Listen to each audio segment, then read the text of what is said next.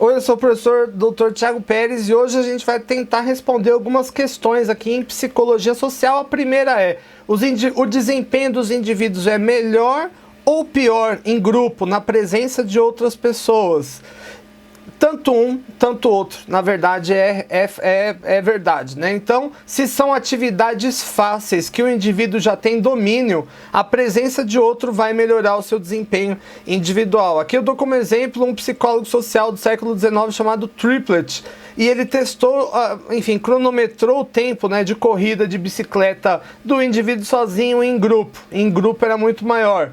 Mas o outro detalhe que eu trago são para as atividades consideradas difíceis. Aquilo que é considerado difícil, o desempenho tende a cair. Por quê? Porque você fica primeiro com aquela sensação de estar sendo observado, avaliado, e o seu cérebro tem que lidar com isso, ao mesmo tempo que se concentra em uma tarefa difícil, como por exemplo, algo que eu ouço há muito tempo, né? O exame de autoescola. O indivíduo ele até consegue dirigir, mas quando vai dirigir lá no exame fica difícil, né? E um outro exemplo são os jogos, né? Como por exemplo o jogo de futebol. Uma coisa é o time na casa, né? Com a torcida da casa, o desempenho tende a melhorar. Agora, quando ele vai jogar em outro lugar, o desempenho tende a cair. Um outro ponto é a presença dos indivíduos e o quanto nos esforçamos para realizar algo. Existe algo que nós chamamos de fadiga coletiva, e isso deriva da sensação de que o grupo já está fazendo esforço, como por exemplo em um jogo de cabo de guerra. Se você está 1 para 1, ou seja, um de um lado e um do outro, você vai fazer um X volume de esforço. Agora, se tem 5, 6 na sua corda e 5, 6 do outro lado, isso dilui, por assim dizer, a sensação de que você deve fazer esforço e, consequentemente, o indivíduo ele faz aqui literalmente uma espécie de um corpo mole, né? Além disso, a gente pode dizer sobre o efeito do grupo em relação a restrições morais, como por exemplo uma briga entre torcidas organizadas. Existem dois pontos. Primeiro, a excitação social e o efeito de que você está diluído no grupo, uma espécie de uma ilusão, né, que você é invisível. Isso tende a hipertrofiar esse sentimento coletivo, né, aquilo que Gustave Le Bon chamava de multidão psicológica, e isso coloca em xeque muitas vezes inclusive as restrições morais do indivíduo. Ou seja, ele faz coisas que possivelmente ele não faria se não estivesse em grupo.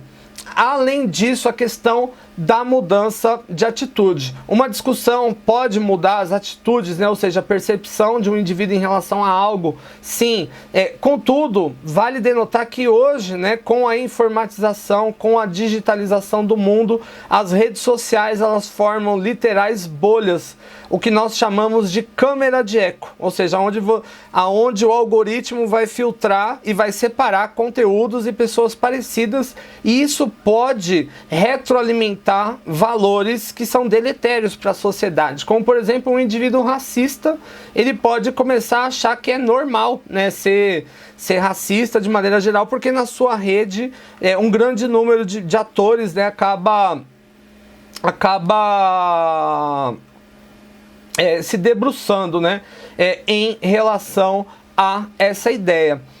E por fim, gente, o nível de coesão de grupo pode influenciar significativamente em nível individual o sujeito, criando, por exemplo, uma ilusão de invencibilidade. Quantos erros não foram cometidos, por exemplo, por tomadores de decisão em guerra?